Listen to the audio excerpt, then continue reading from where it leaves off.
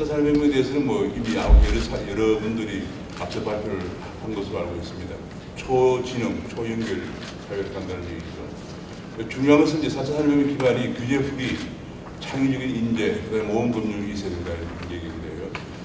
규제풀이 같은 거 우리가 작년에 학교에서 런던을 가보니까 런던 테크 UK라고 그래가지고 거기는 완전 규제풀이죠. 영국이 그러니까 86년에 빅뱅을 했습니다. 유럽 중앙은행이 생기면서 금융 중심지가 프랑크푸르트로 옮겨갈 것을 우려한 나머지 완전 규제를 없애는 빅뱅을 했는데 이번에 다시 2011년도에 전 카메론 수상이 런던을 다시 캐피탈 오브 핀테크로 만들겠다. 그래가지고 완전 규제 풀이를 선언했는데 예를 들면은 청년이 창업을 하려고 그러면은 사무소, 자본금 요건이 있습니다. 그럼 당국에 신청을 하러 올 필요도 없습니다. 온라인으로 신청하면은 24시간 이내 허가를 됩니다. 그럼 이게 어떻게 해서 운영이 되느냐? 제가 그걸 물어봤더니 사람들 얘기가 바로 이 부분. 그 사람, 그 청년들이 될까 안 될까는 이런 모든 금융에서 판단을 한다는 거예요. 당국이 지고 있을 게 아니다. 그런 얘기예요. 그리고 구글도 거라지 창업이라고 창고에 창업을 했죠. 그래서 이 사람들이 판단을 한다는 거예요. 그리고 요 사람들이 이제 투자를 했다가 회수 시장이 있어야겠죠. 회수 시장이 제일 큰 게 인수합병 시장이에요. 구글 같은 연간 한 100개 이상을 인수합병합니다. 그러니까 창업을 하면 이제 그야말로 제가 뭐 실리콘에 한 보름 이상 숙박을 하면서 연구를 하고 그랬었는데 인도나 중국에 우수한 청년들이 와가지고 그야말로 제가 보니까 노트북 한 번 들고 와요. 그러면서 한 3년 동안 그냥 햄버거 하나 먹으면서 서너 명 모여가지고 죽을 고생을 합니다. 해서 하나 창업에 성공하면은 구글 같은 데나 페이스북이나 시스코 있는데 피인수합병 되면 몇백억 원, 보통 몇백억 원이죠. 뭐 천억대도 많아요. 그러니까 뭐 일확천금을 노리니까 인도나 중국에 우수한 청년들이 그럼처럼 모여듭니다. 근데 우리나라 학생은 내가 그때 가가지고 구타를 해가지고 우리나라 청년을 좀 모아달라고 했는데 열 몇 명밖에 안 모였어요. 그중 절반은 미국에서 공부하는 학생이에요. 우리나라 교육 시스템에 문제가 있다는 거예요. 그래서 구글이나 이런 뭐 페이스북이나 시스코라든지 뭐 이런 것에 들어가서 경쟁할 만한 청년들이 별로 없다는 얘기예요. 참 문제입니다. 이런 것들만 세계만 돼 이게 돼야 4차 산업혁명이 되는 거지. 그냥 말로만 지금 4차 산업혁명 뭐 한다고 되는 거죠. 이 기반이 되어 있다는 얘기. 그다음에 요거 굉장히 그래서 인수합병 시장, 코넥스 코스닥 시장 굉장히 중요한데요. 인수합병 이게 뭐가 더 걸리느냐면 최근에 우리나라에서 벤처 스타트업들이 좀 성공한 사람들이 전부 다 외국의 회사에다 팔아먹으려고. 왜냐면 국내 대기업들이 쳐다보지 않습니다. 왜 안 쳐다보느냐? 실제로는 우리 국민들이 만약에 삼성전자에서 어떤 벤처를 인수했다 그러면 욕부터 먼저 합니다. 벤처를 잡아먹었다. 또 그다음에 더 큰 문제가 만약에 어떤 인공지능 회사 하나 인수했어요. 그럼 삼성이 말이죠. 삼성페이라는 걸 만든 게 2010년 재작년이거든요. 삼성페이 만들기 위해서 삼성전자에서 미국의 루프페이라는 지급결제 회사를 인수했어요. 한국에 지급결제 핀텍 회사가 없느냐? 있어요. 왜 안 합니까? 한국 걸 인수 아까 그런 문제도 또 한 가지 중요한 것은 그러면 이제 그 루프페이를 인수했잖아요. 해가지고 이제 삼성전자 갤럭시에 이제 넣어가지고 그걸 갤럭시 그래서 삼성페이가 출시됐어요. 마그넷 테이프의 그 페이먼트 삼성페이가 사실 그거 아니었으면 삼성 아이폰에 대항도 못해요. 왜냐면 지금은 모바일 폰은 거의 기술은 평준화되기 때문에 하드웨어는 소프트웨어가 고객을 끌어들이고 유혹하는 걸 들어가야 되거든요. 그게 들어간 게 삼성페이예요. 아이폰에 애플페이는 벌써부터 하고 있었죠. 그래서 이제 이건 다행히 이렇게 올라갔는데 그러면 그런 건 자연적으로 그 페이먼트 기술을 삼성전자가 써야 되잖아요. 근데 우리는 내부 거래라고 그래서 못하게 해요. 내부 거래 한 20%가 얼마 넘었으면 과징금을 부과합니다. 국내에서 벤처들 인수해 파병할 만한 메리트가 없는 거예요. 청년들이 창업해봤자 갈 데가 없어요. 그리고 그 투자를 해봤자 자금 회수가 안 되니까 우수한 청년일수도 이런 데 돈 투자 안 합니다. 해가 나중에 어디서 회수합니까? 코스닥이나 여기 상장하는 것밖에 없는데 잘 이거는 별로 그렇게 안 돼요. 그런 문제 때문에 제가 미국도 보니까 나스닥 상장도 있지만 주로 실리콘에 있는 대기업들에게 피인수합병을 되기 위해서 중국이나 영국이나 중국이나 인도나 미국의 우수한 청년들이 실리콘으로 몰려드는 거예요. 참 큰 문제입니다. 우리나라에 이런 거 안 되면 절대 안 됩니다. 그래서 그다음 또 한 가지 이제 그게 중요하고 요거는 이제 사사님과 관련된 얘기고 자 금융이 빅뱅이 일어나고 있습니다. 금융이 완전히 아까 저 영국이 핀테크 캐피탈 핀테크를 선언할 정도로 금융이 빅뱅이 일어나고 있습니다. 자 빅뱅의 6대 기술 4차 산업혁명의 금융 빅뱅을 가진 6대 기술 요거만 보면은 뒤에 거는 그냥 대충 이제 좀 자세한 얘기고 요거만 짧아서 요거만 설명하겠습니다. 모바일은 이제 지금 모바일이 엄청난 모바일이라는 게 뭐냐면 옛날에 단순히 전화만 하던 피치폰에서 2009년도에 애플이 아이폰이라는 걸 내서 아이폰이 뭐냐면 인터넷 기능을 한 거예요. 인터넷 기능을 하는 것을 스마트폰이라고 그래요. 그러니까 손 안에 인터넷이 들어온 거예요. 처음에 용량이 적었어요.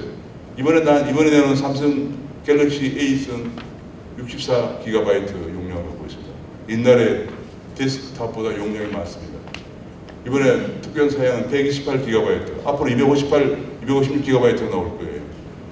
2025년경이면은 클라우드를 이용해서 용량이 무제한으로 될 것이라고 월드 에코노믹 포럼이 예상을 했습니다. 그렇게 되면은 모바일로 스마트폰 하나에 모든 일을 다 할 수 있습니다. 인터넷 기능, 대용량 일을 다 처리할 수 있기 때문에 이것이 혁명이에요. 손 안에 인터넷, 대용량 처리 인터넷 들어왔기 때문에 언제 어디에서나 인터넷 사용이 가능하고 다시 말하면 금융거래 가능하기 때문에 점포에 갈 필요가 없다. 지금까지 금융기관들은 목적 사거리에 비싼 임대를 내면서 딱 앉아서 넥타이 메고 딱 앉아있습니다. 그렇게 고비용으로는 경쟁이 안 됩니다. 그래서 어쩔 수 없이 이거는 점포 기반 금융에서 모바일 기반 금융으로 넘어갈 수밖에 없는 거예요. 고객들이 보지 않기 때문에. 목적 데서 비싼 임대를 내고 넥타이 메고 앉아서 딱 혼자 앉아가지고 비싸게 고비용 들여서 예금금리 적게 주고 대출금리 비싸게 받아가지고 고객이 안 옵니다. 만약에 그걸 그냥 그대로 유지하면은 이거는 완전히 네트워크가 지금 초고속 통신망으로 글로벌하게 깔려있기 때문에 글로벌 네트워크 때문에 우리나라 사람도 우리나라 금융을 이용하지 않게 됩니다. 우리나라 금융은 세계 80위가 아니고 완전히 귀멸할 가능성이 있습니다. 굉장히 중요한 문법인데 이걸 빨리 인식하는 게 굉장히 중요합니다. 얼마 전에 한국에 왔던 브레킹이라는 사람은 앞으로 금융 점포는 5년 이내에 거리의 점포를 거의 볼 수 없게 될 것이다. 사람들은 어디 있느냐? 좀 이따 보겠지만 비대면 거래를 합니다. 그러니까 비대면 거래 인정. 그 다음에 사람들은 뭘 하느냐? 빅데이터 분석을 하는 거예요. 옛날에 대출 심사하려고 그러면 주로 술 잘 마신 사람 앉아 있습니다. 저녁에 업체에서 사람 만나 술도 마시고 말이죠. 꼭 대접받으려고 그런 게 아니고 사람을 알아보려고 그러는 거죠. 사업을 잘하고 있는지 어떤 사람인지. 이제는 사람을 못 만납니다. 그럼 어떻게 합니까? 그 사람들이 전부 다 빅데이터 분석가로 바뀌어야 됩니다. 사람이 많이 바뀌는 이 사람들은 사거리에 앉을 필요가 없어요. 빅데이터 분석가는 저 산골짜기에 조용히 앉아서 전문적으로 컴퓨터만 들여다보는 분석을 하면 됩니다. 이제 그래서 많이 걱정하는데 그 사람들이 속성으로 한 6개월 정도 해가지고 트랜스퍼 해야죠. 바뀌어야죠. 안 바뀌고 나 옛날에 서울대 나오는데 서울대 경제과 나오는데 뭐 지금 은행에 부장 되는데 아 이거 골치 아프게 뭘 또 다 짜잖아. 그래갖고는 그 사람 뿐이 아니고 그 조직 자체가 괴멸.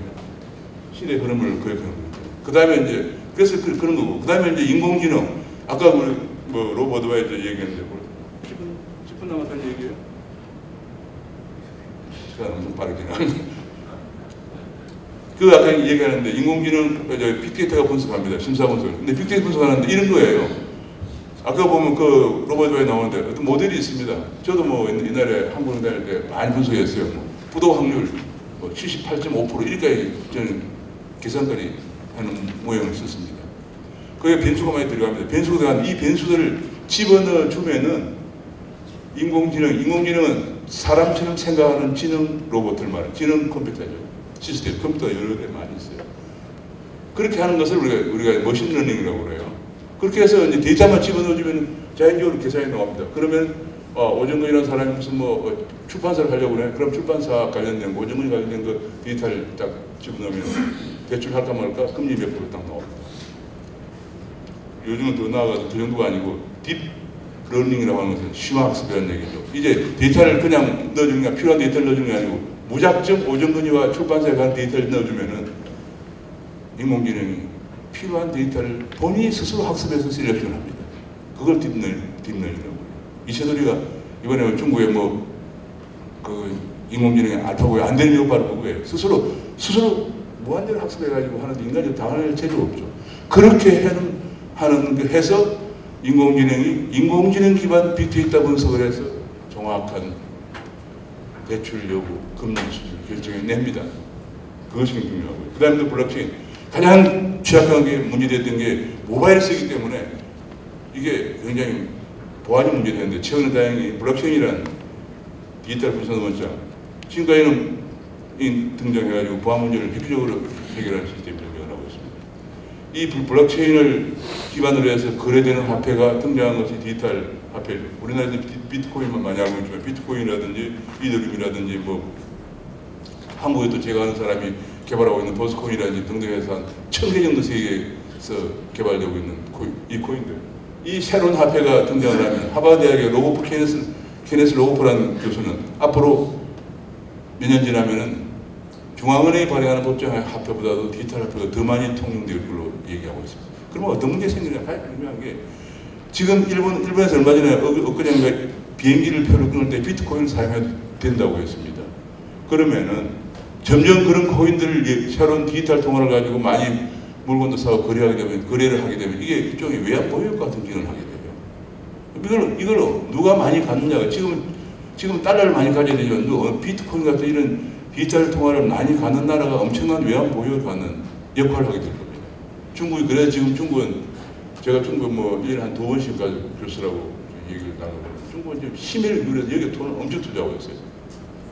디지털 화폐를 개발하는데 또 개발뿐이 아니고 마이닝이라고 그래요. 채굴 한다고 그래요. 그걸 이제 그런데 또 그게 전기요금 같은 게 엄청 많이 전기가 많이 해서 대용량 컴퓨터를 쓰니까 그러는데 그 전기요금도 특별히 싸게 해가지고 국가적 사업으로 한다고 그래요. 우리나라는 별로 아주 관심이 들어가는 것 같아요. 제가 작년에 런던에 가보니까 영란은행도 테스크포스를 구성해가지고 박사들한테 대해서만 연구하고 있더라고요. 앞으로 어떻게 될 것인가. 굉장히 중요한 이런 분야가 지금 말하자면 4차 산업혁명이 금융 빅뱅 이 6대 기술이 금융을 완전히 바꾸는 앞으로 5년 이내에 완전히 금융을 새로운 면모로 가지 않으면 사라지는 운명이 처할 것입니다. 자, 그 정도 이제 주요 내용을 다 했으니까 시간이 되게 빨리 한번 넘어가 보겠습니다. 아까 2009년도에 이제 애플 아이폰 출연하면서 이런 문제가 발생했다는 거 하나. 그 다음에 이제 중요한 게 초고속 통신망 아까 모바일 혁명을 이끌고 있는 정보통신 기술. 이게 5G까지 갔단 말이에요. 전 세계적으로 이 5G 엄청 빠른 거죠. 그 다음에 모바일, 인터넷, 스마트, 대용량 반도체 이 세 개가 시공을 초월한 초연결 사회를 만들어내고 있습니다. 이것이 아까 4차 산업혁명의 핵심이죠. 4차 산업혁명 그러면 초연결, 초지능, 지능은 인공지능이고요. 초연결 사회고요. 다행히 한국은 이 세 가지가 다 있습니다. 탑입니다. 한국 다른 나라 유럽 가면 지금 2G, 3G만 얘기하고 있더라고요. 우리는 5G를 내다보고 있습니다. 한국이 넘버원입니다. 모바일, 애플과 삼성이 쌍벽을 다루고 있습니다. 다투고 있고요. 반도체, 요즘 한국 반도체에서는 중국의 화웨이 모바일폰을 만들어내지 못합니다. 지금 그런 상황이에요. 다행히 한국은 하드웨어는 참 잘 되어 있습니다. 자, 사람들이 그래서 한번 모바일을 쓰면 다시는 데스크탑으로 안 돌아갑니다. 모바일 사용자가 2014년을 기점으로 해서 더 많아지기 시작했습니다. 자연적으로 한국도 마찬가지입니다. 모바일 사용자가 많아지기 시작했습니다. 금융거래도 모바일 거래가 더 많아지기 시작했습니다. 자, 그러면 지금 어떻게 되냐? 금융이라는 것이 옛날에 이 산업과 금융이 구분되고 금융 내에서 이렇게 은행, 증권, 보험, 카드 구분되어 있습니다. 그런데 지금은 모바일을 이용해서 하는 거예요. 모바일이 지점만 같은 거예요. 전부 모바일의 혁명을 이끄는 이 IT 산업들이 모바일을 통해서 모든 걸 다 한단 말이에요. 그러니까 지금 이 IT 산업과 금융을 구분한다는 자체가 지금은 의미가 없을 뿐만 아니라 만약 구분하면 우리나라 금융 산업 자체가 아마 괴멸되고 갈 것입니다. 자, 굉장히 중요합니다. 이 네트워크는 플랫폼 선점이 중요합니다. 요즘 잘 우리나라 대학에서 강의 잘 하는데 정보경제학이라고 정보경제 강조하는 것은 네트워크 사회에서는 웰스 오브 네트워크라는 책도 나왔어요. 네트워크 사회에서는 선점을 해야 된다. 예를 들어서 내가 갤럭시를 쓰다가 아이폰을 바꾸려면 굉장히 번거로워요. 아이폰을 쓰다가 반대로 누군지 먼저 선점을 해. 내가 애플페이를 쓰다가 삼성페이 바꾸려면 그것도 번거로워요. 선점이 중요하다는 거예요.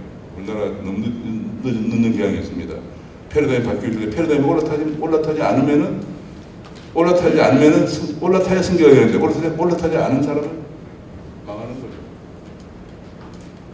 자, 그래서 그런 걸 하면은 어디가 돈을 버느냐. 이게 페이스북의 수익 구조인데 90% 광고 수입이에요. 20억 명이 고객이기 때문에 20억 명이 고객이기 때문에 수입 광고예요. 그러면 어떻게 돼요? 이 모바일 시대에는 전 세계적으로 네트워크 연결되어 있고 모바일 다 갖고 있습니다. 전 세계 인구가 다 모바일을 거의 다 갖고 있어요. 그럼 어떻게 됩니까? 누가 그 고객을 많이 끌어들이냐, 그게 중요해요. 그래서 제가 지난번에도 삼성전자에 무슨 강의할 일이 있었는데 450명 정도 신입사원들 모아놓고 한 얘기 했어요. 앞으로 요 삼성페이가 나오기 전이었는데 삼성이 하드웨어만 진용하다가는 고객을 다 잃고 망한다. 5년 이내 망한다. 이 갤럭시라는 폰에 들어가는 그 다행히 페이가 삼성페이가 탑재가 돼서 다행이에요. 그런 것처럼 뭔가 게임이라든지 뭐든지 사람들이 좋아하는 유혹하는 게 들어가야 돼요. 그래야만 그걸 쓰는 거죠. 이제 하드웨어는 거의 뭐 한, 중, 미 거의 평균화됐어요. 고객을 많이 끌어들이는 사람들이 돈을 많이 버는 거예요. 그래서 그런 것들이 이겁니다. 처음에 고객을 끌어들이는 커스터머라이제이션. 옛날에 CS라고 해서 커스터머 세티스팩션이 아니고 이제는 완전히 내가 고객적 생각을 해요. 고객적. 내가 고객 때가 뭘 원하는가 생각을 하고. 제가 늘 학교에서 강의할 그런 얘기를 합니다. 여러분 공부할 때 학교 할 때 뭐가 불편했느냐 물어봐요. 그 불편한 거 그것이 바로 당신이 사업할 아이템이다. 그 다음에 전 세계로 연결된 네트워크를 이용해서 플랫폼을 만들어서 글로벌 시장을 가면서 성공한 이것이 바로 이런 케이스가 바로 마비입니다. 한국 인터넷에 주면 우리 여러 차례 하면 여러분이 많이 들었을 겁니다. 가장 중요한 게 제가 보기엔 이거라고 생각을 해요. 보통 은행에서 저축은행 가면 금리 이만큼 높아지는데 요 정도의 신용등급에 있는 사람들이 앞으로 아까 얘기했지만 온갖 미국의 저스트 파이낸스라고 하는 데서는 8만 개, 7만 개 정도의 데이터를 이용해서 신용분석을 한다고 그래요. 온갖 빅데이터를 다 쓰는 거죠. 그래서 이런 중금리 대출이 가능하다는 얘기예요. 은행, 그죠?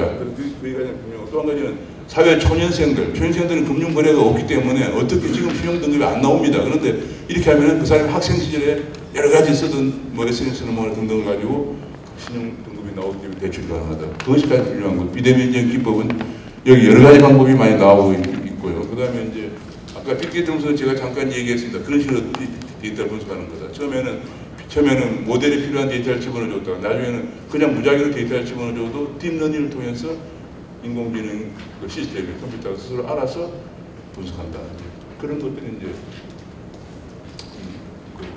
자, 그 다음에 이제 그래서 인공지능이 지금 인공지능이 앞으로 가장 많이 쓰일 분야가 의료 분야고 두 번째가 금융이라고 분석을 하고 있습니다. 금융에 엄청나게 많이 쓰입니다. 이런 것들 맞춤형 상담부터 시작해가지고 아까 얘기한 뭐 조금 전에 발표한 로보 어드바이저의 이렇게 신용 분석이 이리까지 앞으로 엄청나게 많은 부분이 쓰이게 됩니다.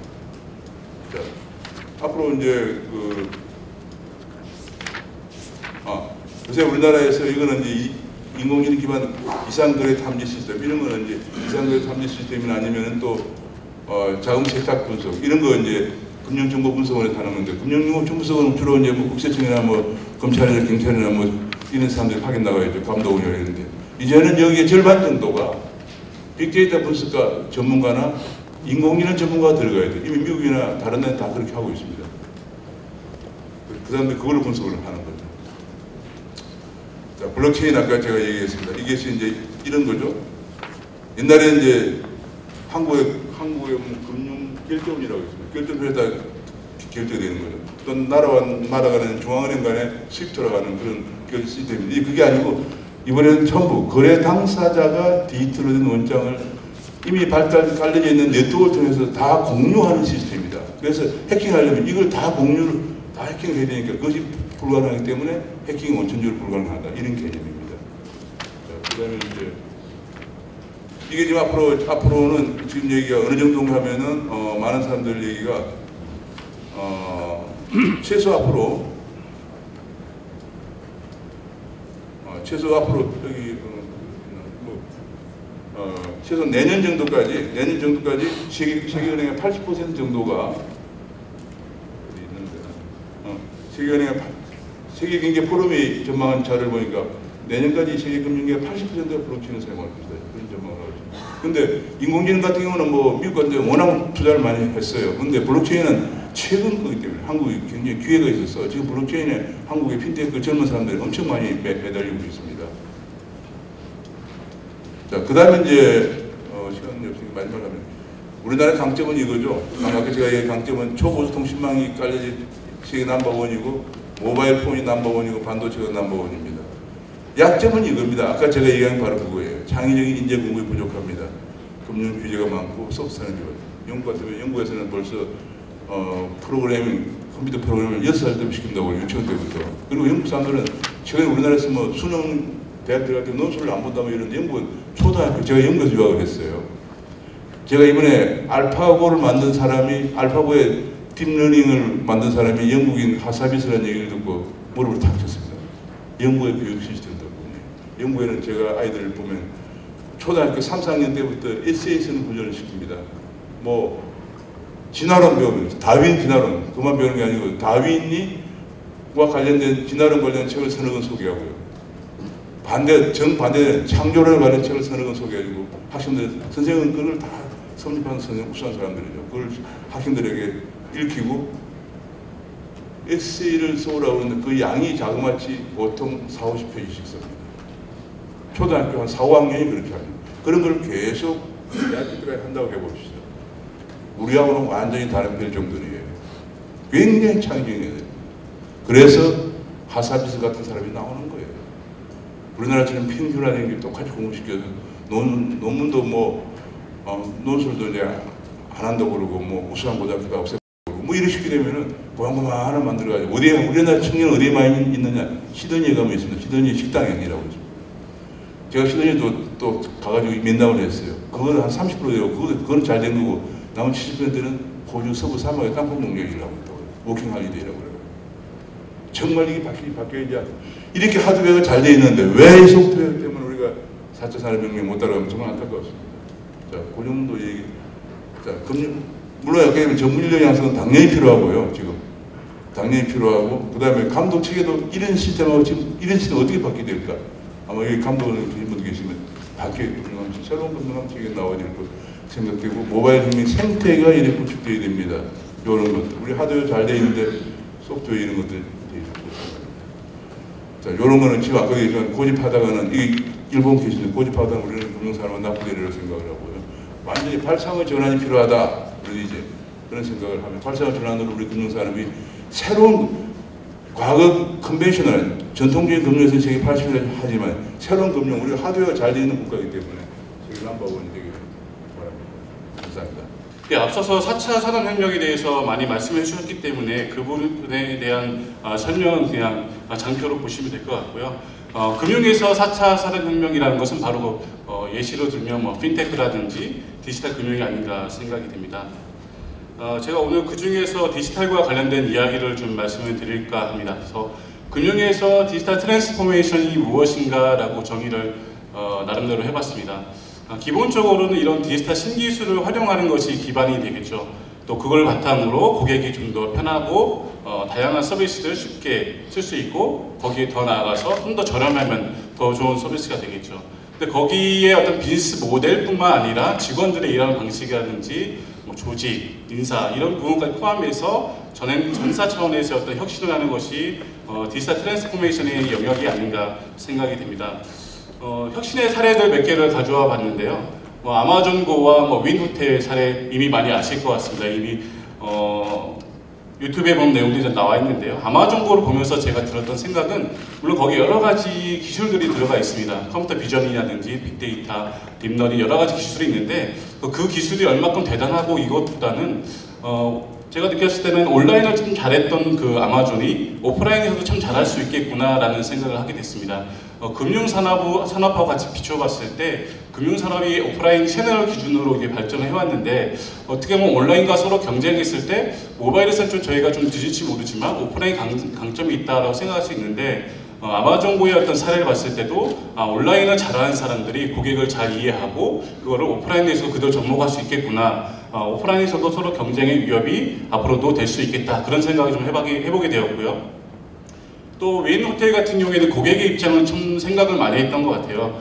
그래서 5성급 호텔을 와서 저도 뭐 해외 여행을 가는 걸 하게 되면은 뭐 불을 킨다든지 뭐 커튼을 열고 뭐 전원을 켜고 이런 것들 스위치 조작하는 걸 다 배워야 되는데 그런 부분들 에코를 가지고 쉽게 음성으로 조작할 수 있게 하는 큰 투자를 하지 않고 대단한 건 아니지만 고객 입장에서는 생각해보는 좋은 사례라고 생각이 됩니다. 뭐 그 외에도 다양한 뭐 새로운 위협이 사례들이 많이 있습니다. 다 아시는 것처럼 우버라든지 에어비앤비, 뭐 아마존 많은 사례들이 있고요. 그 사례를 보면서 제가 들었던 생각들은 이런 모든 경계가 사라지고 영역이 붕괴되면서 새로운 에코시스템이 만들어지고 있다. 그런 부분을 알 수 있었고요. 또한 기존의 시장을 어떻게 재창조하느냐, 재해석하느냐, 고객 입장에서 소비하는 방식을 바꾸면서 새로운 시장을 열어갔다는 측면에서 좀 시사점이 있지 않나 생각이 듭니다. 업에 대한 재정이 이런 얘기를 좀 저희들도 행내에서 많은 이야기를 하고 있습니다. 앞에서 보신 것처럼 여러 가지 사례가 있었지만 전통적인 기업이라고 할 수 있는 제조사라든지 금융회사들도 이제는 IT 기업이다, 디지털 컴퍼니다라는 얘기를 많이 하고 있습니다. 실제로 그렇게 사업 영역도 바꿔가고 있고 인력도 그렇게 바꿔가고 있습니다. 그런 면에서 저희도 신한도 마찬가지고 대부분의 은행권들이 이런 혁신을 위한 많은 고민들을 하고 있고요. 실제로 은행권의 어떤 위협들을 바라다 보면 앞에서 많이 설명해 주셨던 핀테크라든지 인터넷 전업은행이 있을 것 같습니다. 여기 같은 경우에 저희들 뭐 다 아시는 것처럼 기존의 은행이 가지고 있던 풀 서비스들을 조금씩 분해해가는 그런 역할을 그런 모습을 보고 있는데요. 이런 비율을 가지고 어떤 분은 이렇게 설명을 하더라고요. 은행은 한 40년대, 40대 후반이 된 어떤 중년 부부의 집이고, 인터넷 전업은행이나 이런 곳은 신혼부부다. 그래서 방이 좀 작지만 자기들이 필요한 것들을 깔끔하게 나이스하게 한 거고, 우리도 이제 그런 많이 그동안 그 수십 년 동안 오면서 가지고 있는 상품이나 서비스나 이런 것들도 잘 정리하고 최적화하는 작업들을 해야 될 것이다. 이런 이야기를 비유를 가지고 얘기를 했었는데요. 이런 핀테크나 인터넷 전문 은행이 타깃하고 있는 서비스들이 전체 풀 라인업을 타깃하는 것이 아니라 고객에게 정말 유용하고 필요하다는 생각이 되는 그 영역을 중심으로 타겟팅하고 있다 보시면 될 것 같습니다. 이렇게 세상이 변하고 있는데 그러면 금융 ICT에서의 어떤 요구사항의 변화도 있는 것 같습니다. 전통적으로 은행권은 계정계라든지 리스크 관리라든지 정보보호 이런 부분에 대해서 많은 투자를 하고 준비를 해왔었는데요. 이러한 변화뿐만 아니라 최근에는 저희 뭐 에자일이라든지 데브옵스라든지 공유와 연결 새로운 어떤 변화에서 IT가 가져가야 될 그런 혁신적인 영역이 무엇인가 많이 고민하게 되었습니다. 그래서 과거에는 안정성 중심 또 효율성 중심으로 많이 투자를 하고 노력해왔다면 최근에는 이러한 IT가 이런 세상의 변화에 금융 환경의 변화에 어떻게 대응할 것인가 많이 고민을 하고 있습니다. 이렇게 두 가지의 어떤 변화가 있고 말씀드린 것처럼 전통적으로 저희가 가져가야 될 리스크 관리라든지 코어 뱅킹이라든지 이런 기능도 필요하고 또 지금 디지털 환경에서 변화하는 빠르게 변화해야 되는 이런 것들이 자꾸 벌어지고 있는데 그럼 이런 것을 해결하기 위한 방안으로 뭐 같은 회사 얘기하고 있는 바이모달, 투스피드 조직에 대해서 많이 얘기가 되고 있습니다. 이런 것도 저희도 신한에서도 어떻게 적용할 것인지 지금 많이 연구를 하고 있고 실질적인 현실적으로 어떻게 적용해야 되나 많이 고민을 하고 있는데요. 사실 이렇게 하기 위해서는 많은 고려할 사항이 되게 많습니다. 조직만 딱 나눠서 될 것이 아니고 조직이나 인력이나 뭐 프로세스, KPI 모든 분야에 대해서 어떻게 스피드하게 시스템을 돌리고 일할 수 있을까 이런 부분들을 같이 고민해야 될 것 같고요. 또 중요한 거는 모드 1과 모드 2가 어떻게 보면 같이 맞물려서 돌아갑니다. 뭐 우리 모바일 뱅킹만 보더라도 혼자 돌아가는 것이 아니라 코어 뱅킹과 같이 연계되어야 되기 때문에 이 두 개의 조직이 어떻게 나이스하게 잘 연결되느냐 또 서로 신뢰하고 협업하고 소통하는 부분들이 굉장히 중요하다 생각할 수 있을 것 같습니다. 우리가 기계적으로 보거나 그냥 이론적으로 봤을 때는 두 개 모두가 잘 돌아갈 것 같지만 사실은 이게 사람이 움직이는 조직이다 보니까 그것이 생각처럼 쉽게 기계적으로 돌아가기가 어려운 부분들을 저희가 준비하면서 많이 느끼고 있고요. 그런 부분들이 어떻게 보면 바이모달의 한계이기도 하고 또 극복해야 될 것이 아닌가 생각해 보았습니다. 관련돼서 또 뭐 거버넌스 측면에서 봤을 때 최근에 디지털이 어떻게 보면 IT와 비즈니스가 합쳐진 모델이 가장 디지털의 핵심이라고 볼 수 있는데요. 일하는 방법이나 또 거버넌스나 또 최근에 나오는 CDO 이런 측면을 봤을 때 어떻게 IT와 현업이 비즈니스가 같이 하나의 어떤 거버넌스 체계로 잘 돌아갈 수 있느냐 그런 측면에서 저희도 이런 조직에 대해서 많은 고민을 하고 있습니다. 또 한 가지 측면에서는 일하는 방식의 변화가 많이 필요한데요. 저희가 요즘에 저희 작년부터 시작해서 하고 있는 것들이 에자일과 데브옵스입니다. 에자일하게 뭐 하나의 어떤 문화의 시도 있고 또 그와 관련된 시스템이나 툴의 변화도 있을 텐데요.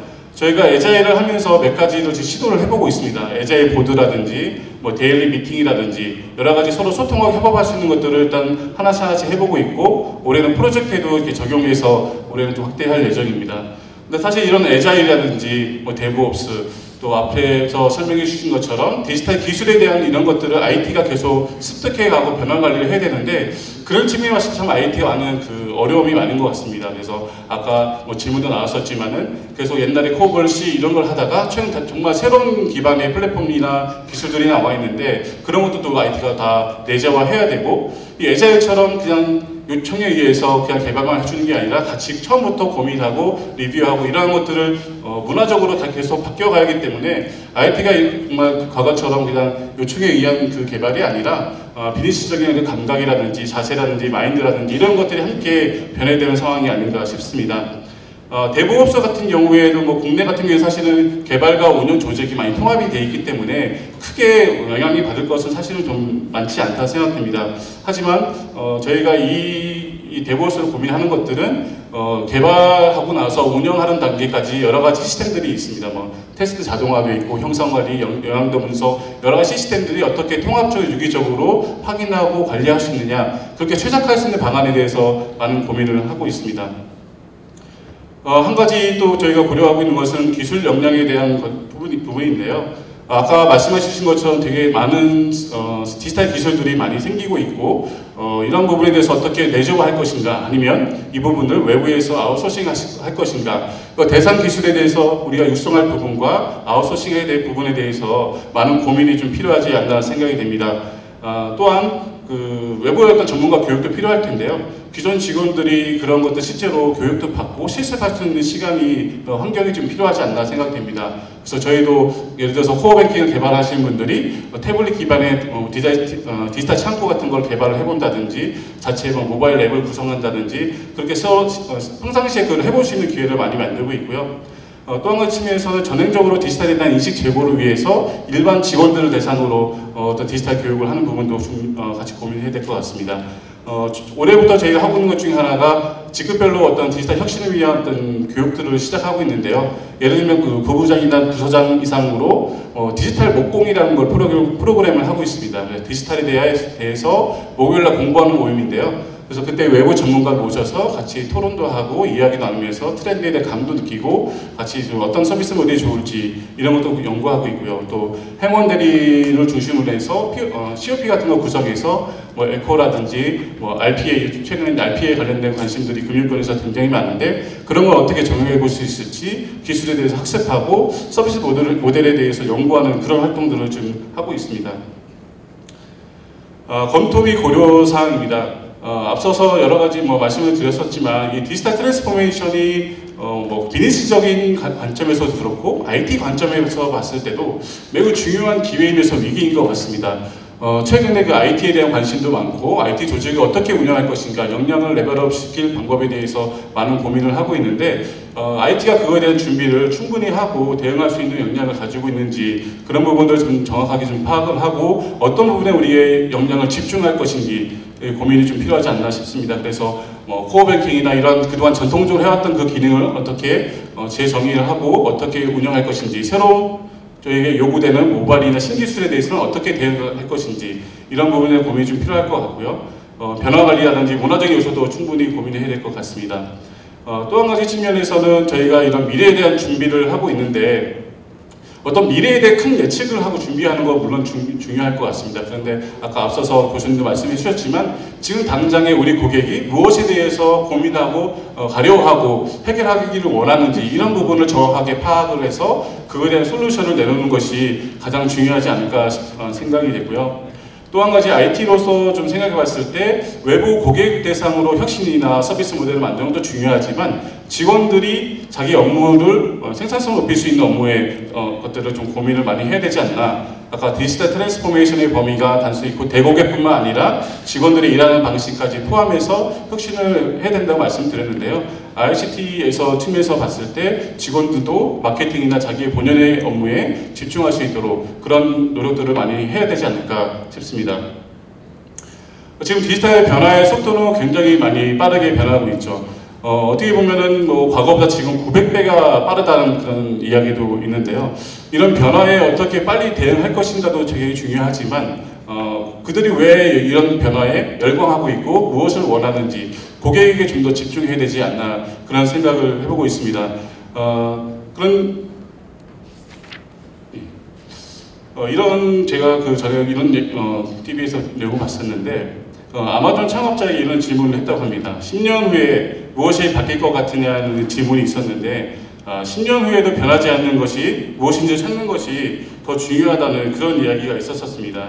중요한 것은 IT 기술을 어떻게 사용하느냐도 중요하겠지만은 고객이 진정으로 원하는 것이 무엇인지를 찾아보고 그걸 서비스 모델을 고객 입장에서 리디파인하고 필요한 기술들을 갖다 쓰는 것이 더욱더 중요한 것이 아닌가. 그리고 변화에 대해서 얼마큼 우리가 빠르게 반응하고 변화할 수 있느냐. 이 부분이 가장 중요한 부분이 아닌가 생각이 됩니다. 제가 준비했던 몇 개의 좀 내용이 좀 다른 부분이 있어서 한 가지 좀 말씀드리고 싶은 거는 아까 좀 잠표 하나 지나갔던 것 같은데요. 저희가 이제 경쟁 심화가 되면서 이 변화에 대해서 말씀드릴 때 그 중에 하나가 뭐 핀테크나 아니면은 인터넷 전화은행의 얘기를 많이 하는데 사실은 뭐 이런 그런 새로운 변화가 어떤 매개 효과를 가지고 있다 얘기를 많이 하고 있습니다. 근데 그런 것들이 결국 어떤 영향의 변화를 가지고 있느냐? 기존 시중 은행들도 그에 대해서 심각성을 많이 느끼고 변화하고자 하는 노력들을 많이 하고 있거든요. 그런 측면에서 앞으로도 그 은행 간의 그런 경쟁이 더욱더 치열해질 것 같고요. 또 한 가지는 이 디지털 기술이 변화하면서 어떤 빅데이터나 아니면 머신러닝 이런 기술을 가지고 어떻게 어떤 외부의 침입을 막을 것인가. 저희 같은 경우에도 딥러닝을 활용해서 FDS도 개발을 해봤었는데 그런 기술이 거꾸로 이제 보안적인 위협으로 다가올 수도 있기 때문에 디지털 기술을 어떻게 활용할지 이런 부분에 대해서 많은 고민을 해야 되지 않을까 싶습니다. 그래서 이런 변화와 예측 어떤 본질에 집중할 것에 대해서 제가 한 가지 생각해봤던 것 중에 아까 이런 제프 베조스가 얘기했던 이런 내용이 있을 것 같고요.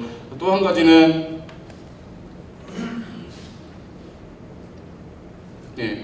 장표에 좀 빠지겠는데요. 군주 민수라는 말이 있습니다. 그 말이 사자성어로 올해의 사자성어로 채택이 돼 있었는데 임금은 배고 백성은 물이라고 얘기를 합니다.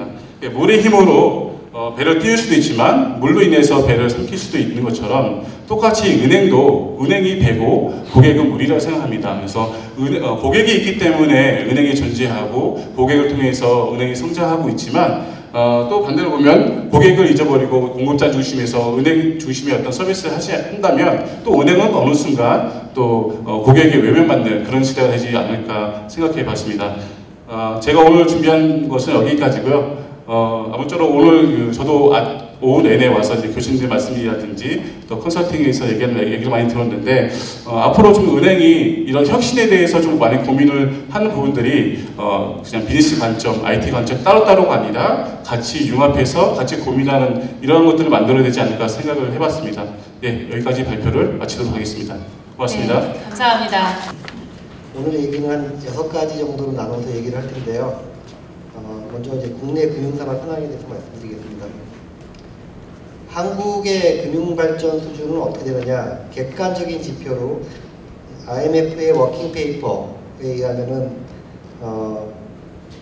전 세계에서 한 6위권에 달한다고 합니다. 굉장히 높은 수준이죠. 하지만은 여러분들 중에서 많은 사람들은 이게 금융산업이 규제 장벽에 쌓여갖고 하는 일에 비해서 많은 월급을 받고 있는데 이게 무슨 말이냐 그러실지도 몰라요. 또 하나 이제 전혀 상반된 얘기입니다. 아까도 많이 이제 언론에 회자되는 얘기인데요. 월드 이코노믹 포럼에서 한국의 금융 경쟁력은 전체 138개국 중에서 80위로 했습니다. 그렇게 된 이유가 객관적인 지표에 근거하기보다는 그 소비자, 기업인들을 대상으로 금융 서비스에 대한 단순 만족도 조사 성격의 그런 조사를 했더니 이렇게 나온 겁니다. 다시 말씀드리면은 객관적인 지표는 좋은데 국민들의 기대 수준에 비해서는 만족도는 기대 수준에 비해 따른 만족도는 굉장히 낮다라고 그렇게 하겠습니다. 실제로 이제 기대 수준 대비 만족도만 문제인 건 아니고 금융산업 자체가 활력을 잃는다는 것이 문제인데요. 이제 빨간 그래프 나오는 것이 이게 금융산업의 부가가치의 GDP 대비 비중입니다. 계속 지속적으로 하락하는 추세에 있는 것을 알 수가 있습니다. 이제 수익성과 미래 가치는 어떤가? 국내은행의 수익성에 보면은 이제 감독 당국은 ROE보다 ROA에도 관심이 많은데요. 보통 1%가 돼야지 괜찮다고 얘기를 하는데 우리나라는 그 글로벌 서프라임 사태 이후에 1% 수준에 다다르지를 못하고 있습니다. 작년에는 0.11%에 불과하고요. 굉장히 낮은 수준이고 올해 1, 4분기에는 이게 뭐 대선 충당금 환입 등으로 한 0.76%까지 개선됐는데 그게 앞으로 지속될지는 더 봐야 될 것 같습니다. 주가 순자산 비율 PBR은 전체적으로 이제 그 룰 오브 썸, 그러니까는 사람들이 생각하는 것이 은행 산업은 장부가만큼 보통 간다. PBR이 1인 게 정상인데요.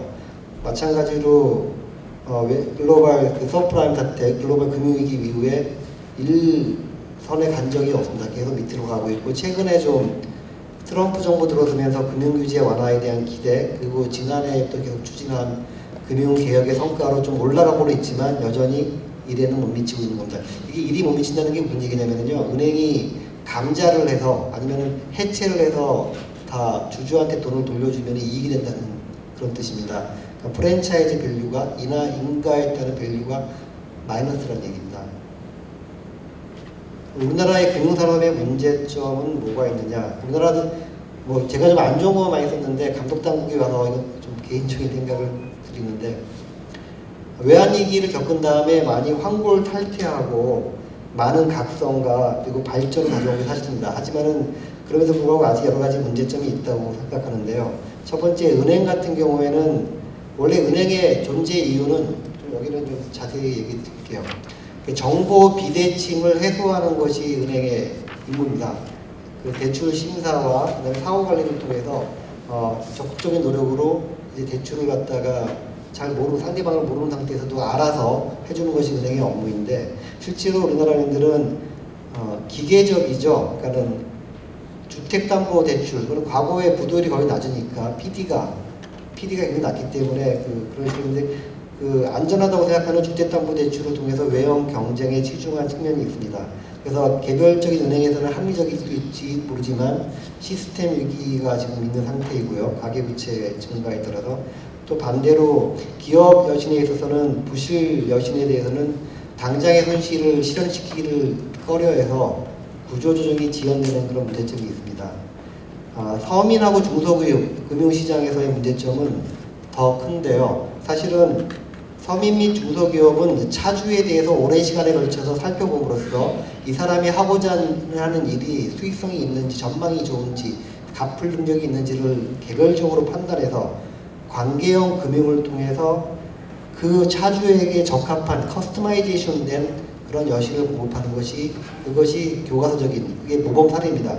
그런데 불구하고 우리나라의 서민 중소금융 서민과 중소기업에 대한 금융은 어떻게 보면 대량 광고비를 많이 쏟아붓고 표준화된 신용평가 모형에 의해서 무차별적인 어떠한 대부업형 서민금융만 발전했습니다. 그러다 보니까 금리 절벽에 직면한 서민 및 중소기업은 고금리 대출로 가는 게 아닌가 그런 문제가 지적되고 있고요. 간접 투자 시장은 뭐 여러 가지 사람들이 생각하는 문제점이 이게 펀드 운영이 기관 투자가에만 유리한 게 아니냐. 뭐 최근에 이제 연금 신탁도 많이 나왔는데 뭐 성과에 비해서 운용 보수가 과도한 거 아니냐. 성과 보수는 1.5%인데 운용 보수를 한 일이 무엇이냐. 0.5% 가까이 된다는 게 뭐 그런 식의 비판이 제기되고요. 그리고 뭐 ELS처럼 초과 수익을 준다고 하는데 사실은 그것이 리스크를 은행의 금융회사의 리스크를 고객한테 전가하는 그런 것들이 있고요. 그리고 다 아시겠지만 변액보험은 사업비가 너무 커서 한 10년이 돼도 지금 해지하면 원금을 찾지 못하는 그런 경우가 아직 많다라고 얘기를 합니다. 더 나아가서 이제 보험사 같은 경우에는 IFRS 17 부채에 대한 시가평가를 도입을 해야 되는데 그러면 이제 자기자본 부족하는 것이 명확 가능한데도 불구하고 그간에 자산 쪽에 자산을 갖다가 시가평가 대상 자산으로 옮겨서 그거를 평가 이익을 내거나 아니면 매각해서 매각 이익을 내서 그래서 그걸 이익을 실현하는 그런 행태가 있었습니다. 너무 비판적으로 제가 감독당국에 있으면서 비판적으로 얘기를 했는데요. 그래서 제가 생각하는 거는 금융회사는 기본적으로 이게 자금 중개 기능을 회복을 해야 되는데 지금 우리나라에서 지금 나와 있는 것이 어떤 문제냐, 금융 안정을 볼모로 금융회사와 금융회사 간의 업권 간의 경쟁을 방해해온 텃세와 보호 장벽 때문에 이러한 문제점이 있는 게 아니냐. 그래서 이런 부분들을 철폐하고 금융회사가 뭐 은행 같은 경우에는 관계형 금융을 통해서 신용 등급이 낮은 차주에 대해서도 적극적으로 정보 비대칭을 해소하는 그런 주체가 되어야 된다고 생각을 합니다. 4차 산업혁명과 핀테크 혁신의 의의인데요. 다 아시는 건데 4차 산업혁명의 의미에서 제가 이제 관점을 갖는 거는 이게 기하급수적으로 전개에 대해서 산업뿐만 아니라 모든 분야에 영향을 미쳐서 어떤 큰 변화를 일으키는데 제가 생각하는 거는 4차 산업도 이제 금융산업도 4차 산업혁명의 어떤 파괴적 변화에 직면한 것이 아닌가 그렇게 생각을 합니다. 근데 4차 산업혁명이 전부 다 뭐 오늘자 여기 신문에서도 칼럼에서도 나왔는데 기승전 4차 산업혁명 4차 산업혁명이 이코노미스트지에서 4차 산업혁명을 찾으면 안 나와요. 그 개념을 쓰지 않습니다. 우리나라에만 굉장히 많이 쓰는 얘기일 수도 있는데 학계에서도 회의적인 시각이 많은 게 사실이고요. 아직 그런 변화가 기대되지 않는다고 얘기를 하기도 하고 그렇지만 또 핀테크에서도 그 절대 규모 등이 아직 미미합니다. 그렇지만 4차 산업혁명의 유의성이 정립되지 않았고 핀테크 또한 아직까지 감독당국의 심각한 도전이라 여겨지지는 않지만 향후 성장 가능성이 큰 데다가 소비자의 마음을 얻어 궁극적으로 금융산업의 구조와 생태계를 흔들어 뒤집어 놓을 가능성이 있기 때문에 주목하겠습니다. 핀테크라는 거는 제가 생각할 때는 그냥 금융과 기술의 합친게 중요한 게 아니라 금융산업에 중요한 영향을 미치는 금융혁신이라는 점도 중요하고요. 그리고 말씀드린 대로 현재의 금융산업은 금융안정을 강조하기 때문에 어떤 자금중개 기능 미흡, 금융산업의 활력저하 등 어떤 금융산업의 좀 고사위기가 있는데 이를 돌파할 수 있는 기업가 정신을 가진 경영인이 창의와 혁신 DNA를 접목해서 뭔가 파괴적인 혁신을 통한 산업 재편성 기회를 가져올 수 있는 기회가 아닌가 그렇게 생각합니다. 핀테크 혁신을 위한 금융감독 과제를 말씀드리면 전통적으로 감독당국은 기술의 발전에 대해서 그거는 고객이 선택할 일이지 감독당국은 중립적인 입장을 견지해야 된다고 주장합니다. 바람직한 자세는 관망의 자세가 원래 교과서적인 방법이죠. 그런데 실제로는 각국은 다 나서서 핀테크를 지원에 나서고 있습니다. 그 이유는 아까 뭐 선점이 중요하다고 얘기하셨는데 오정근 교수님께서 뭐 구글, 애플, 페이스북, 아마존 그런 가파 같은 위너 테이크스 올 승자 독식의 체계로 전환될 수 있기 때문에 먼저 선발자 우위를 위해서 그 산업의 경쟁을 갖다가 하기 위해서 경쟁력을 하기 위해서 나서는 게 아닌가 그런 생각이 듭니다. 이거는 이제 각국의 핀테크 혁신에 대한 지원 사례들이고요. 금융감독원도 올해 4월 말에 핀테크 현장 전문화를 구성하기도 하고 앞으로 혁신적인 혁신 친화적인 금융감독 체계 구축하기 위해서 노력하고 있습니다. 그렇지만 핀테크가 그런 좋은 점만 있느냐 그렇지는 않습니다. 개인정보 유출, 고용 감소, 운용 리스크 증가, 금융감독 사각지대에서 시스템 리스크 확대 등 여러 가지 리스크도 크게 부각될 것이기 때문입니다. 근데 제가 이제 오늘 할 얘기는 가능하면은 경제 참여자 간의 이해 상충 및 갈등에 대해서 좀 얘기를 하고자 합니다. 핀테크는 아까도 신한은행 팀장님께서 얘기하셨듯이 와해적 혁신을 일으킵니다. 언번들링이죠. 기능별 특화기업이 출연해서 은행의 전통적인 소비자 금융 업무는 앞으로 이익이 굉장히 줄어들 가능성이 많습니다. 그 예를 들어보겠습니다. 지급결제 수단이 이제 많이 간편결제 및 가상화폐를 들고 있는데요. 실물 현금 사용을 빠르게 대체하고 있는데 그러면은 ATM 제조업체, ATM 운영 벤사, 현금 수송업체 이런 데들은 앞으로 어려움을 겪을 수 있습니다. 로보 어드바이저와 인공지능 콜센터, 보험카드들이 어떤 이게 대신하게 된다면은 금융 컨설턴트, 콜센터 회사 직원, 보험카드 대출 모집인들은 이제 더 이상 직업이 없어질 수도 있습니다. 비대면 거래가 늘고 있습니다. 비대면 거래가 늘고 있으면은 당장 금융회사의 고용 인력 및 사무실 사용 면적은 급격하게 줄어들 수 있습니다. 시티은행이 그 예는 그냥 보여주는 예죠. 전산 시스템이 블록체인으로 전산 시스템이 중앙 집중형에서 분산형으로 변환하게 되는데, 블록체인에 의해서 분산 원장 시스템이 정착된다면 다 아시겠지만 거래소, 예탁결제원, 금융결제원 등 중앙 집중형 거래 시스템의 입지는 위축될 것입니다.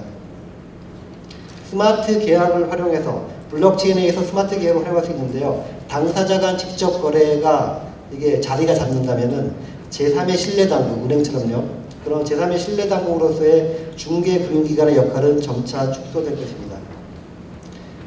금년부터는 핀테크 업체가 직접 소액 외화상품 사업에 나설 것입니다. 은행 등의 해외 송금 업무와 그리고 환전상을 통한 어떤 불법 환치기, 그런 부분들은 상당 부분 대체될 것입니다.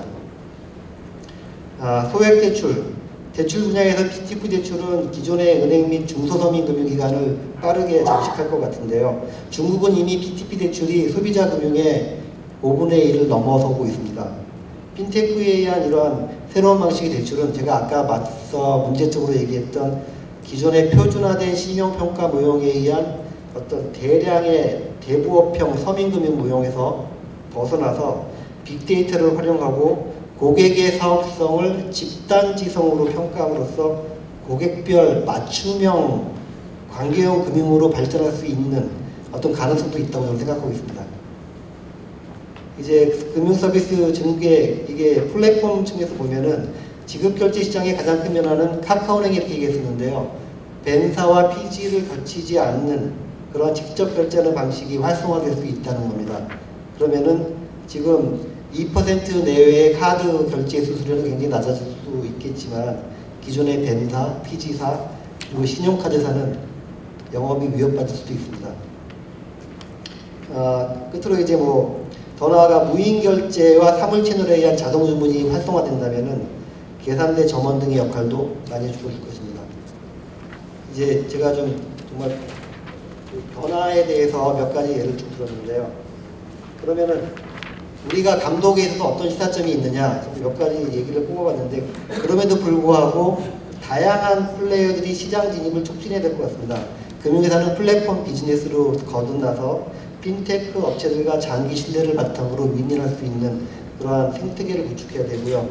역시 마찬가지로 빅데이터 활용이 활성화될 수 있도록 법적 불확실성도 해소하는 데 노력을 기울여야 될 것입니다.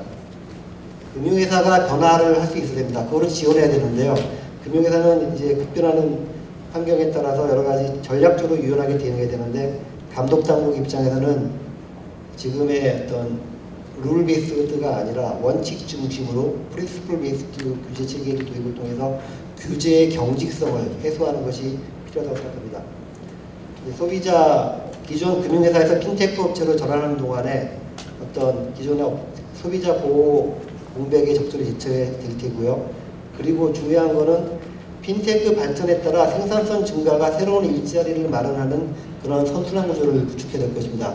핀테크가 자동화된다면 이를테면은 레그테크의 같은 금융회사의 규제 준수를 위한 새로운 업체는 또 새로운 일자리를 만드는 그런 역할을 해야 될 것이라고 생각을 합니다. 그리고 이 PG 업무가 온라인으로 오고 그래서 이게 온라인과 오프라인의 경계가 모호해지고 있는데요. 여기에 대해서 저희도 온오프라인에 대해서 통합적인 감독체계를 마련해야 될 테고, 여섯 번째로는 이제 금융소외, 핀테크가 스마트폰을 쓰지 않는 사람들, 그런 사람들을 위한 고령층의 소외도 발생할 수 있기 때문에 이에 대한 적절한 보완 대책도 필요하다고 하겠습니다. 그리고 제가 이제 가장 중요하게 생각하는 것은 해킹 등 금융사고 발생 시에 법적 책임을 명확히 해서 그 IT 보안 체계를 IT 자율 보안 체계를 확립해서 금융회사가 스스로 책임감 있게 레스폰서블 이노베이션을 추진할 수 있도록 하는 것이 중요하다고 생각하겠습니다. 금융소비자는 항상 안심하고 혁신적인 금융 서비스를 이용할 수 있도록 해야지 지속 가능한 혁신이 지속 가능하다 생각을 합니다. 이제 마무리를 하겠습니다. 핀테크가 단지 편의성을 제공하는 데 그치는 것이 아니라 금융산업의 룰을 흔들 와해적 혁신의 잠재력을 가지고 있습니다. 선발자 이익이 아까 위너텍스홀 이게 무엇보다 클 것으로 여겨지는 4차 산업혁명 시대에 감독당국은 핀테크 혁신을 관망하는 데 그치지 않고 적극 지원하는 것이 중요하다고 생각합니다. 금융회사 또한 소비자에 대해 책임을 지고 혁신을 수용하는 자세를 가지면서 혁신에 따른 리스크에 대응하여 자율적인 IT 보안 체계를 갖추고 과거의 대규모 전산사고로부터 교훈을 살려 현존하고 있는 IT 보안 규제의 그 취지와 실효성을 확보하여 변화에 대응해야 할 것입니다. 감독당국의 입장에서는 핀테크 혁신과 금융 안정을 균형 있게 추구하면서 리스크 중심의 감독 검사를 더 제고해 나갈 계획입니다. 이상입니다. 그리고 오늘이 계속 AI 얘기도 많이 나오고 했는데 좀 전에 끝난 알파고랑 커제가 155수 만에 돌을 던졌습니다. 그래갖고 지난번에는 한 집 빠졌는데 이번에는 불개폐를 당했고요. 그래갖고 아까 우리 오정근 교수님도 허사피스 딥마인드 CEO 말씀하셨는데 이 AI 쪽의 발달은 앞으로 무한할 것 같습니다. 그래갖고 얼마 전에 알리바바 마인 회장이 뭐라 했냐면은 30년 뒤에는 CEO가 로봇이 될 것이다. 이런 말을 했어요. 그래서 제가 이제 그 얘기를 듣고서 제가 아는 몇몇 CEO한테 물어봤습니다. 이게 진짜일 것 같습니까? 하니까 대부분의 CEO들은 거기에 대해서는 그건 거짓말이다. 그 대신에 자기가 그때까지 만약에 CEO를 한다면은 CFO나 CTO나 이런 자기 참모는 로봇을 주겠다는 얘기를 하더라고요. 그러니까 결국은 CEO는 사람일 것 같습니다. 그러니까 YMA 회장이 이제 극단적인 표현한 거고, 그래서 CEO는 사람이 아닌데 그 CEO가 최측근은 로봇을 줄 것 같은 그런 시대가 올 것 같습니다. 그리고 오늘 진지하게 이런 말씀 많이 들었는데 저는 약간 우스갯소리하나 드리면은 컴퓨터의 발전에서 컴퓨터가 가장 최고 단계에 발전한 컴퓨터는 어떤 거냐면은 물론 우스갯소리입니다. 뭐냐면은 자기 책임을 전가하는 컴퓨터입니다. 컴퓨터를 만들었는데 어떤 오류가 나왔다 그러면 그 컴퓨터가 이건 내가 아니라 프로그래머가 잘못 짠 거다 하고 책임을 전가하는 겁니다. 그런 시대도 올 것 같고요. 그리고 또 이제 컴퓨터 우스성을 많이 얘기하지만 이런 인공지능 실수나 이런 걸 대표적인 예가 또 하나 있는데 뭐냐면 영어 문장에서 시간은 화살처럼 빠르다라는 말을 하는데 아무리 인공지능도 시간을 화살로 비우는 걸 이해를 못한답니다. 그래서 예를 들어서 time flies like an arrow라는 말을 컴퓨터에 듣고 번역하려면 어떻게 번역하냐면 시간은 화살처럼 빠르다 아니라 time이라는 파리들은 like an arrow 화살을 좋아한다고 번역한답니다. 그러니까 결국은 사실은 아무리 인공지능이 뛰어나고 하더라도 사람을 뛰어넘을 수는 없다고 생각하고요. 그러면서 오늘 진지한 주제로 끝까지 끝까지 지켜주신 여러분들이 너무 사랑스럽고 고맙고 저희 데일리 한국이 이제 3년밖에 안 됐는데 앞으로 30년 후에도 꿋꿋이 살아남아갖고 더 좋은 말씀과 또 훌륭한 분들 모셔갖고 오늘처럼 이런 자리를 만들도록 하겠습니다. 지금 이제 저희가 대형 타워를 하나 준비했고 끝까지 주차권도 다 마련되어 있으니까 나가실 때 꼭 이쪽으로 가시고요. 아무튼 여러분들 덕분에 첫 번째 행사인데 잘 끝나서 너무 감사드립니다. 다시 한번 감사드립니다. 고맙습니다.